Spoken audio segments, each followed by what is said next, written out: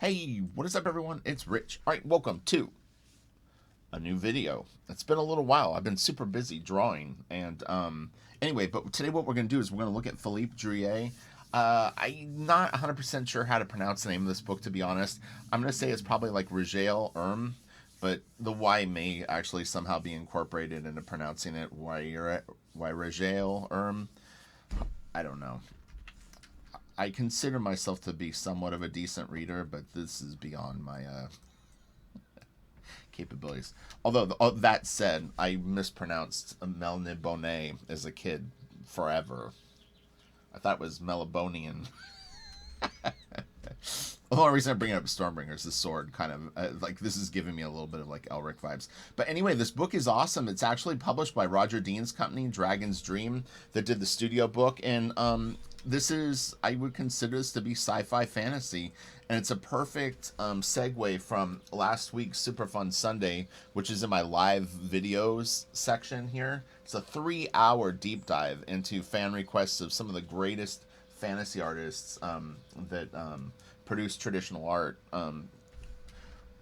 And this weekend we're going to do sci-fi. Same thing. I'm looking for sci-fi artist recommendations, but the one caveat is let's try to stay out of digital art for right now. So anything that's done traditionally, I suppose it could have digital colors, but I'm not looking for digital painted stuff right now. We're going to focus on traditional, and then we can attack the other end of things a little bit later. So, all right, let's get into this. I actually have some very exciting news too.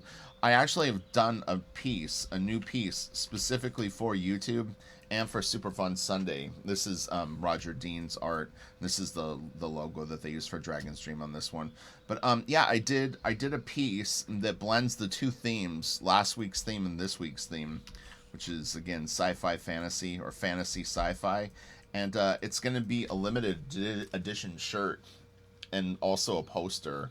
So you definitely want to tune in on Sunday so that you can get a crack at getting them. I'll have them available for probably a month, and then it'll be off the market because I want it to be collectible and something that is a little bit special for everyone. So, and I'm going to try to keep the prices as affordable as possible too. All right, so let's get into this book now. No more dilly-dallying. This was published in 74. This is a reprint that was published in 75. The first edition in English, apparently, and it was printed in Holland by Chevier Rotterdam. Chevrolet? No. A little bit of a preamble. If you'd like to read this, you can pause on this. Check it out. Druillet. He's great. I'm going to give links to his social media. He's on both Instagram and Twitter, as far as I know. And really nice guy. He follows me on Instagram, as does Roger Dean. So I definitely have appealed to two artists that I actually highly respect. So I'll have a link to my social media too if you don't know my work, and you can check it out. But it's very, very flattering. Druillet followed me first, and then Roger Dean followed me, I think, a little bit afterwards. But man, I really was pretty stunned by that. So, all right, let's get into the meat of the book. This is some very, very wild and very detailed art. It's super stylized. It's really fun. You know, Druillet is someone that I wasn't really aware of as a teenager or even as a young adult. When I got into comic books, I would say though that besides Image Comics, I would buy Heavy Metal magazine occasionally. It seemed cool, and I had seen the Heavy Metal movie as a kid. So that made an impression on me, just that heavy metal was cool. On top of the fact that I actually like heavy metal music. But yeah, and so I don't know, like at some point, probably when I was a professional, did I really start to see more of Druillet's work, and it's just really, really cool. It's very detailed. It's really wild and out there, and he definitely has a distinct style. All these little figures are great. I mean, it's really, really crazy stuff. I had seen a Mobius piece this morning that actually kind of had similar tinges where you could see Druillet and Mobius had some parallels in terms of style at different points. Mobius has done so many different styles. You know, it's you can't really just say that Mobius had one thing that he did, where Druillet, in some ways, evolved, but kept it kind of in this lane. It's a little more it's a little more exotic looking, and it's a little darker, and it's a little more like fantasy, you know, like, man, this is some crazy stuff.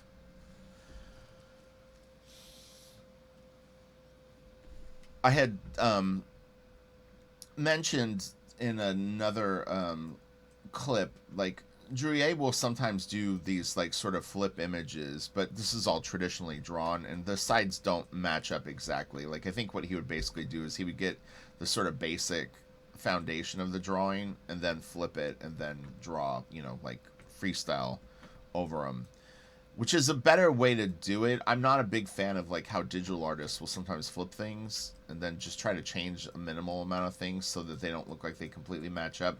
But it can be very, very limiting. In fact, there was an artist that I was following for a while, and I knew it was going to be a dead end for him because he did it constantly. He did beautiful, beautiful, a very, very detailed kind of like H.R. Giger meets like Chris Cuxey type pieces. I can't think of his name off the top of my head, but I think he's a Chinese artist.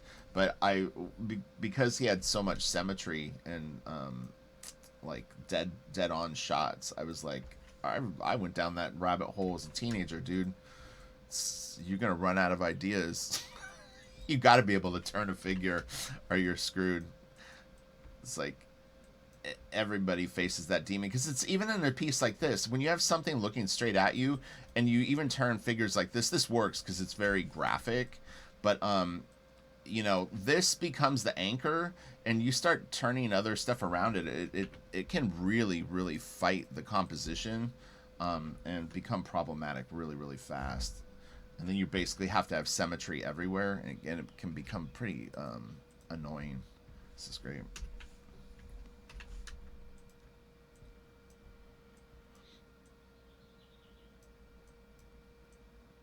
Oh man, that's so cool. It's really, really interesting too, because this is like, man, what a wild perspective.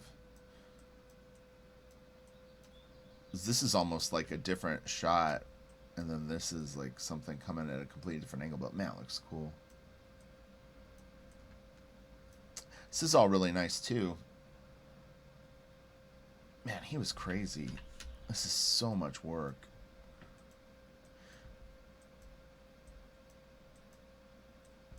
God, it does look cool. Sometimes on stuff like this, they can be paste ups.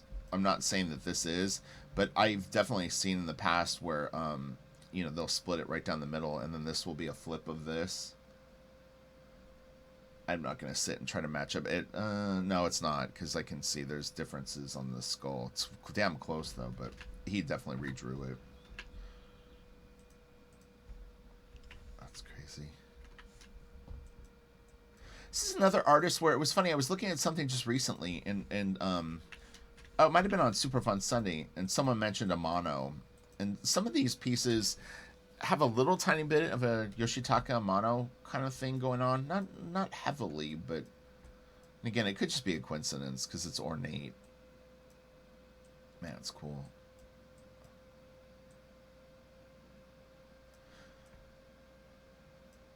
This is interesting too. I'll point this out because Stephen Platt does this. If you look here at this like thing right here, you're looking at it straight on. So there's no foreshortening on this object, meaning that it's dead center and dead centered. And this is all, you see how these are straight lines. And then down here, it's the same thing. If you look at all the architecture down here, so it's more symbolic than actually at an angle. Like the circles are circles; they're not ellipses that are like starting to foreshorten. Some really cool writing. I didn't see who lettered this. Roger Dean sometimes does really beautiful lettering. I wonder if Dean did that. This is cool. This was one of the pieces I think I'd seen before. God, this is crazy. Yeah, this is all drawn. I'm like matching these up over here. Yeah, so he literally, like in his thumbnails or whatever, when he lays his stuff out, he actually does redraw all both sides of this. That is crazy. Because I'll tell you what, right now, as someone that works detailed sometimes, this just from right here in the middle to like over here, this could take hours. I mean, he might be really, really fast, but man, just the panel border alone on that could take a day, maybe. That's wild.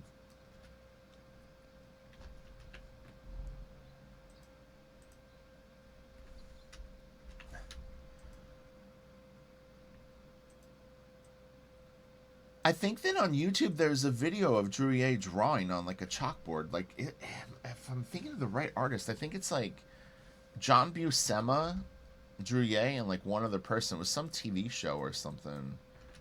Something like that. I don't know if I'm tripping on that. There's like 2 or 3 episodes of it. It's like a black and white show, but I swear I think I've seen it.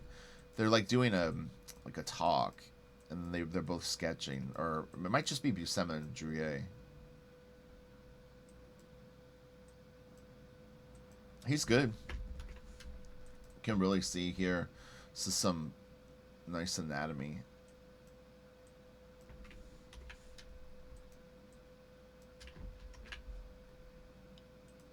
Hopefully everyone's having a good week. This is going to be a double page spread from Hale.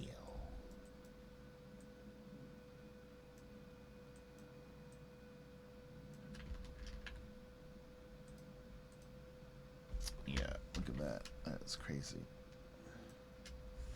Some of this stuff, I wonder if Wayne Barlow was inspired by it for his Barlow's Inferno.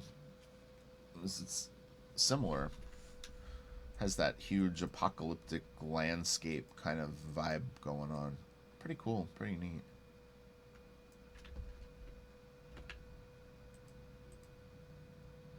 Again, whoever scanned this book was very meticulous. They really were, damn. Holy cow, how many files of the One Piece did you do, buddy? Calm down.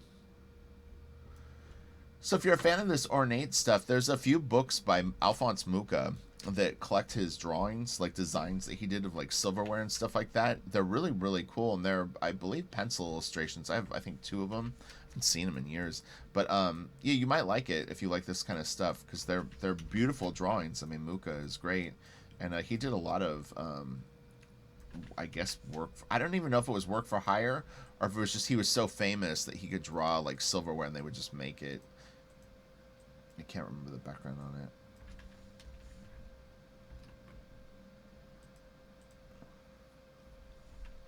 Yeah, it's really interesting. So I wonder if Stephen Platt was influenced by this, because if you look at Soul Saga, the backgrounds that Stephen Platt did on it. I'm not saying that this visually looks like Stephen Platt, but Stephen Platt does the flat background. Again, what I'm talking about is just that straight line that runs through everything, and there's no perspective on the buildings. You know, there's like, it just literally everything is straight across.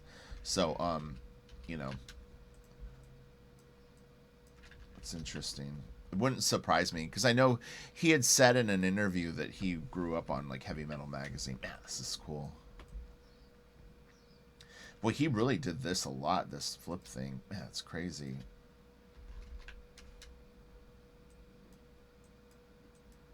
Once he was in it, he was in it.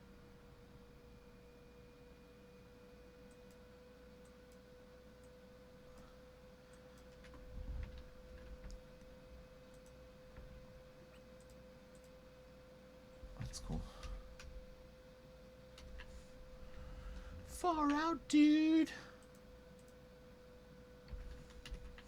Fancy writing. This is a very trippy book. Whoa, this is cool. Damn, I like this a lot. Wow. This technique right here, believe it or not, is straw. You put ink down. It looks like he might have done a little bit of sort of smashing of the brush or something like that. But these things hanging down right here, that's literally blowing on the ink. For sure, 100%. So yeah, you can take a straw and blow on wet ink and move it around, but that's what he did there. I can't spot every technique, but I can spot techniques that I know. Now, he may tell you different. He may say, no, that wasn't what I did. Rich is wrong. But you can get that look with that technique. And it sometimes does that little blast thing, too, to be honest. I haven't used it in a million years, but the sort of like the starring effect that he got. Man, this is crazy.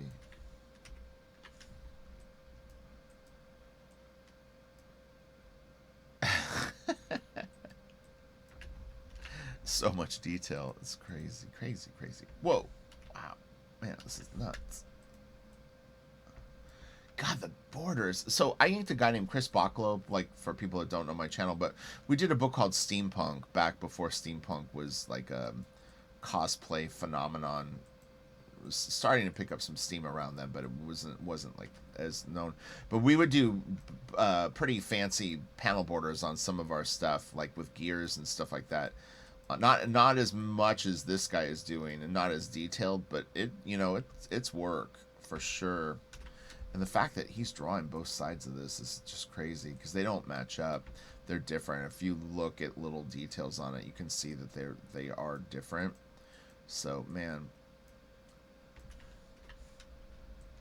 unless there's one trick that he could have done, which is to do the simple layout and flip it. I'm not sure I've ever seen one of these original boards, but you could have some of the found. Nah, they don't really match up. There's too many things that are different. I was gonna say you could have the structure, just the basic outlines, and then print that out and flip it, and then just do the detail. I wouldn't really save you that much time though. The stuff is so detailed, so it's like it's not even a good hack anyway. Wow, that's cool. This, I think, was another piece that we looked at in a video a while ago. I kind of vaguely remember this, but man, that is cool looking. We can go to full screen mode on this. Damn. Yeah, if Wayne Barlow wasn't inspired by this, he would love this work if he hasn't seen it. This is great. It is so crazy.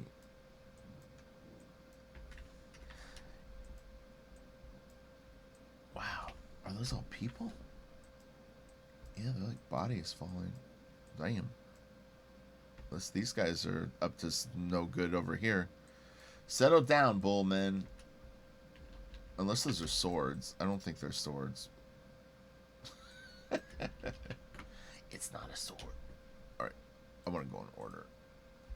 Okay, this is this again. Is it going to give us like 4 shots of this? No. Ooh, this is kind of cool.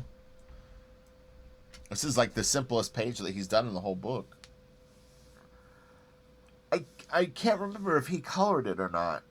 But this almost looks like airbrush. I think it's airbrush. Oh wow.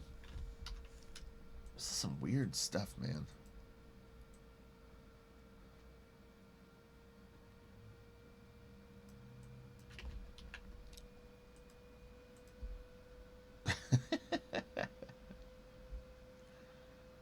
It's like Richard Corbin colors.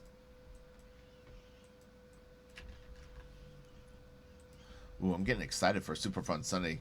I already know there's going to be some badass suggestions. James Bama was one. Pretty sure Corbin was too. We'll have a stack show. I'm going to start compiling art tomorrow morning. It'll take a while too. It's time consuming to do. This is nice. He did a Nosferatu book. I was kind of curious to check that out too, but I went with this because, like I said, it seemed to bridge the gap between the fantasy videos and sci-fi. So I thought this was a perfect sort of appetizer for Super Fun Sunday, fusing the two together. All right. God, this is so crazy. He is insane. Whoa, this is cool. Wow, man, that is creepy. We got nice deep shadows under the liquid here. It works good. It really pulls this stuff out. Really nice inking too, honestly. It's like loose, but actually very, very well controlled. He's got a great line. This is awesome. Man, this is some crazy stuff. Wow. It's really interesting. I didn't really look at this work. Well, I didn't. I didn't really. I didn't at all. For my piece, but there's some really interesting similarities. You'll see when you see it on Sunday. But it's funny. My piece reminded me of Druillet, so that I was aware of when I was doing it. I was like, this kind of looks like his stuff, but wasn't the goal.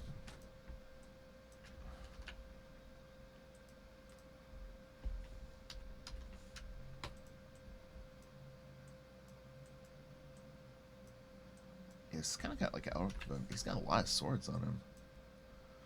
That would be heavy. Yeah, that's funny because like even this, although it's small, Stephen Platt would do that on armor all the time. The faces on the armor. It's funny. Yeah, he had to have been in a Druillet. Interesting. Interesting.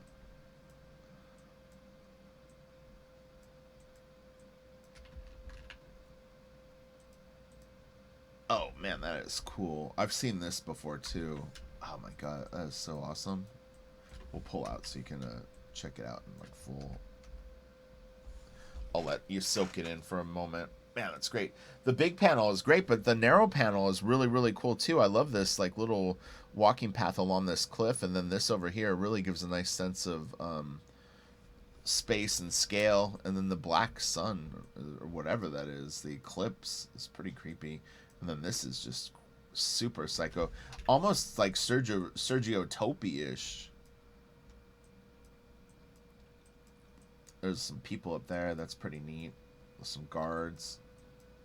Man, this is like super stoner art. Okay, let's continue to go in order. This is a pretty big book. This was a trade paperback collection of it, so I'm not sure how many, if there were single issues. I don't honestly know. That's really cool with the boats. How many issues it might have been.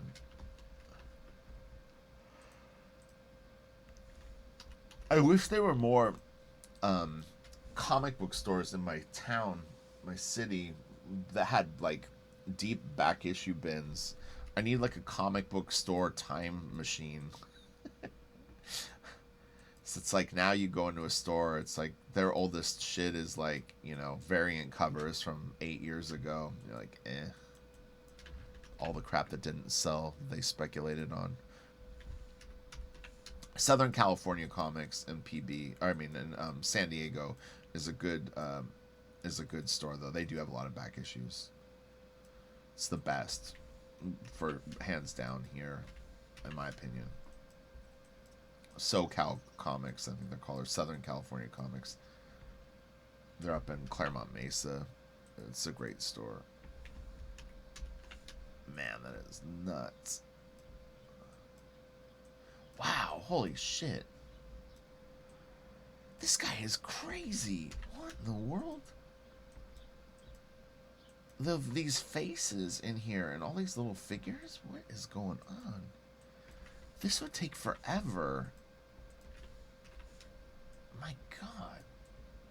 What in the world? He clearly was like a man on a mission. Jeez Louise.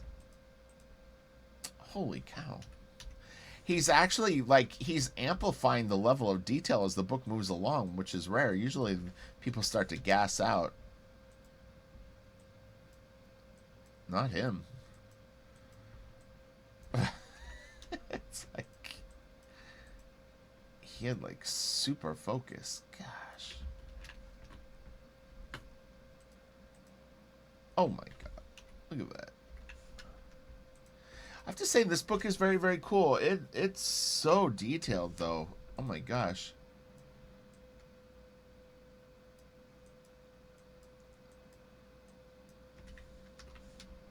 That is just insane. This is pretty cool with the silhouettes here. Like pterodactyls or something. Wow.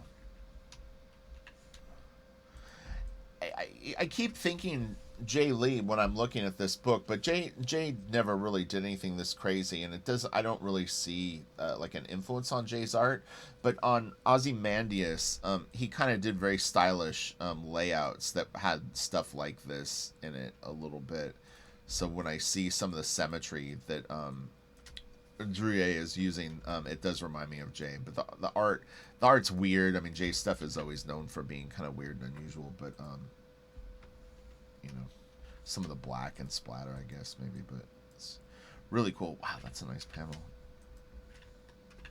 I like the dry brush effect that he got here. This is really cool. The silhouettes are his friend. It kind of settles things down a little bit, makes it a little easier to read. Man, art is so fun. And thank you for all the people. I've had a lot over the last couple of weeks. Thank me for getting them so excited about art that they're drawing again. It's always really, really cool to hear, and it's my pleasure. You know, I mean, I'm not really doing anything other than hanging out with you guys and looking at art, but my enthusiasm or demeanor seems to get people fired up. But look, drawing's really, really fun. You know, it's what you make of it. Obviously, the more time that you put into it, you'll just naturally improve. You have to be patient with yourself. That's the only thing, is just don't sit down and immediately get impatient. It was funny is I did a video on basically impatient, and I had someone reply. This was a while ago, but I'll share the story. It was kind of funny. I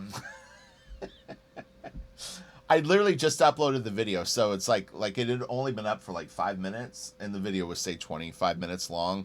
And I had addressed their question, but they were like basically asking me, they're like, I get impatient with my drawings. And I'm like, dude, you're 5 minutes into a video and it's exactly what I'm talking about. And you're already impatient. Did you not see the irony in what you asked me? It's like, watch the freaking video. It's what I'm talking about. Oh, people are strange. Anyway. But I did think that was kind of funny. It's like, yep, it's in the video, and it's why you're asking me 5 minutes into the video that exact question. You need to relax. Deep breath, as they say. Deep breath. You know, and actually Drea is a good artist to actually even talk about that with, is look, when you sit down and in particular we're going to do something this detailed, like, you're just in for the ride, man.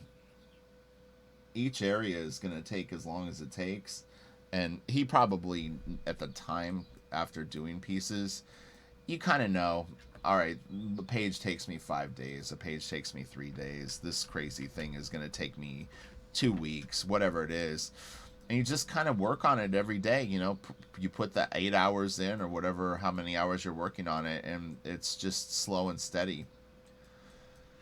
Now, if he ultimately had deadlines on this, then, you know, you might have to hustle, and that might be where sometimes the structure or like things get a little more unusual. It's hard to say like where he can speed up. You know, every artist is different. Maybe he does less pencils, draws it more in the ink, you know what I mean? Would be interesting to know if he would do full pencils for this stuff. I mean, it's just interesting. I was noticing this before. Now, I mean, Barry Windsor Smith obviously they were published. You know, the studio book was published through this company. But I definitely there was more than once where I was kind of like, I don't know if Druillet was into Barry Windsor Smith or Barry Windsor Smith was into Druillet, or if they just had similar influences. But little spots, I was definitely getting, like my Barry Windsor Smith radar was going off. But again, it could go either way, and it could just be that they have similar things that they're into. But even like some of Barry Windsor Smith's Rune, I think it was called Rune, some of the characters kind of look like this, so it's interesting. They may have been mutual fans of each other. All right, so look, this is Druillet. I can't even. Yragael Urm. Yragael Urm. So, all right, now you can, and this is more of that straw technique. Yeah, you can. I think if you blow really hard, it gets the more spiky ones. Now I'm trying to remember the technique, but like this is just blowing the ink, so you get it wet and then just take a straw. And you could blow. You might even be able to just blow on the page, but I think a straw is probably more likely. And you can just kind of scoot the ink around, and if you rotate your page or kind of turn it a little bit, you can get it to go different angles that you kind of want. But it's a little more random than trying to draw this stuff. And then this technique, I'm not 100% sure if this is splatter or he may have even dabbed something down, like it could be a Q-tip or something like that. But this looks like fingerprints or something like that. It could even be a paper napkin. This looks like a napkin texture. So, all right, you guys have a great day. Be sure to tune in for Super Fun Sunday. You can check out my shirt design that I did. It's pretty groovy. And I'm hoping to be able to do a poster. The first site that I went to, the posters were really, really expensive to make. Like, for a 24 by 36 poster, they wanted, like, God, how much? I think right out of the gate, their price was 22 or something like that. And that didn't even include freaking shipping, or even you wouldn't make a penny of profit on it either. So it's like kind of like, I don't know. I'll have to look around for poster options. It's weird too because it makes me wonder, like, how did they sell posters for like 10 or 20 bucks back in the day if they're that expensive to make? But I guess quantity. You know, if you're printing 50 different posters, you make it back on the like just sheer amount. So anyway, but I'll figure it out. If worst case scenario, we'll just have a shirt for right now, which will be cool. So all right, I'll talk to you guys later. See you all Sunday morning, and I'm pretty sure Kelsey's gonna be at the show, hopefully. So all right, talk to you later. Have a good one. Druillet.